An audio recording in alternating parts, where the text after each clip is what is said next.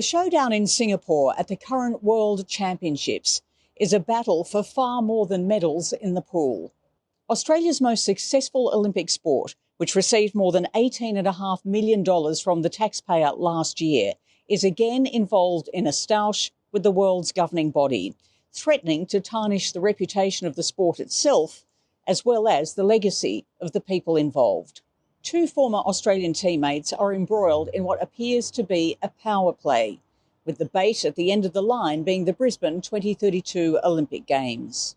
In the blue corner, former world champion and three-time Olympian Matt Dunn, who is a second vice president at World Aquatics and is in line to potentially become president in time of the Brisbane 2032 Olympic and Paralympic Games. In the red corner, Olympic and world champion Chris Fydler, who was elected president of Swimming Australia only 2 months ago, the timing of which means he could still be in that position at the time of Brisbane 2032.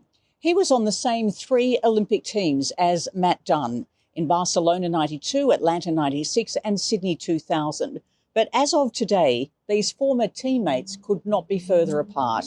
And what's the issue at the centre of the showdown?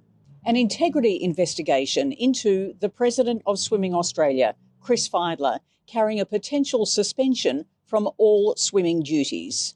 According to insiders, the Integrity Unit investigation initially began into Swimming Australia before Fydler was elected president, but has since morphed into an investigation into him. So far, all Fydler has said through a statement issued from Swimming Australia is that he denies the charges and will defend them. But this is where the detail gets interesting.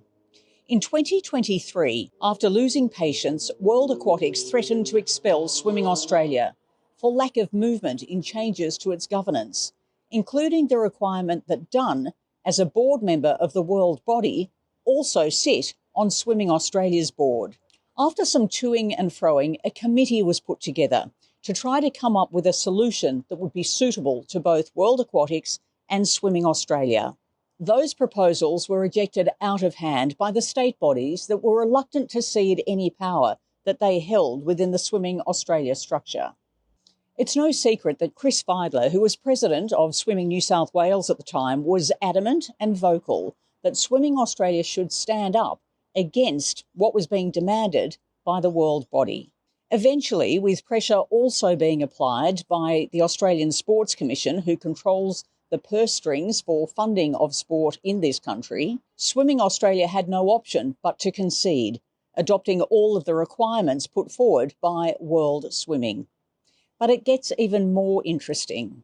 Fydler had also been chair of Swimming Australia's nominations committee, looking for candidates to become the next president of Swimming Australia. Despite many months of searching, no candidates were found. Finally, in the end, Fydler agreed to put himself forward as a candidate. Now, only months on from last October's negotiated peace between the world body and the national governing body, there is a fracture again. Swimming Australia, having earlier been a part of a unanimous vote on the part of Oceania Aquatics to nominate Matt Dunn to stand again for the world body, was now asking for that vote to be recast. It is believed that development is what prompted World Aquatics to report this to the Integrity Unit to investigate Swimming Australia's role in challenging what had already been endorsed, seen as further agitation against the world body. An investigation that then became centred on Fydler, who had since become Swimming Australia's president after a short stint as interim. I've been told by those on the inside that Swimming Australia and Chris Fydler did indeed offer an olive branch, saying they would agree to endorse Matt Dunn for the election next week, or the re-election next week. But that was rejected. World Aquatics, whose CEO is Brent Nowicki, the former managing counsel at the Court of Arbitration for Sport, is believed to have responded that the governing body could not interfere with an ongoing investigation that had already been undertaken by the Integrity Unit. So what now?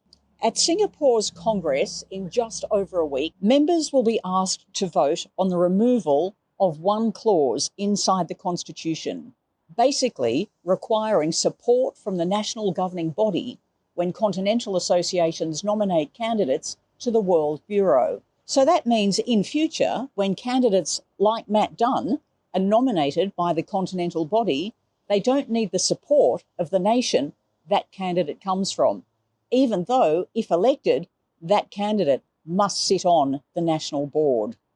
So far, in this battle of egos, it seems that it is World Aquatics 2, Swimming Australia 0.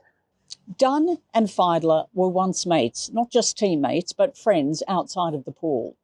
Depending on who you speak to, both sides have been accused of less than diplomatic behaviour in some board meetings. But sometimes things do get a little heated. That's understandable in the pursuit of good governance. It's those difficult conversations that do need to be had. Dunn is a property executive with a master's in commerce. He's described as someone with political and strategic nous. On the other hand, Fydler is a lawyer, someone who is described as being confident enough to believe he's the most intellectual person in any room he happens to be in. So whether the motivation is power, ego, or Brisbane 2032 and the positions that will be held by key people come that time, it seems likely this case may be headed to the Court of Arbitration for Sport, prolonging resolution even further. Athletes don't become world champions, Olympic champions, or world record holders because they accept defeat. They are there for the fight, and it looks like this one is going to continue. In a late development, the sports ambassador has been told that the integrity unit has in fact reached a decision. The ball is now in the court of Chris Fydler to determine whether he will appeal to the Court of Arbitration for Sport. Legal representatives for Fydler said this is entirely incorrect. Sadly, the good work that both men have done in various roles that they have occupied now looks like being tarnished. What a shame that grown adults cannot decide these sorts of things in a room on their own without needing to implicate the entire sport and therefore drag its reputation through the mud. Coming up next on The Sports Ambassador, an interview with a former Olympian, lawyer, and now founder and principal of the Boardroom School, Margot Foster, on what other sports can learn through this instance of governance gone wrong. I'm Tracy Holmes. See you next time.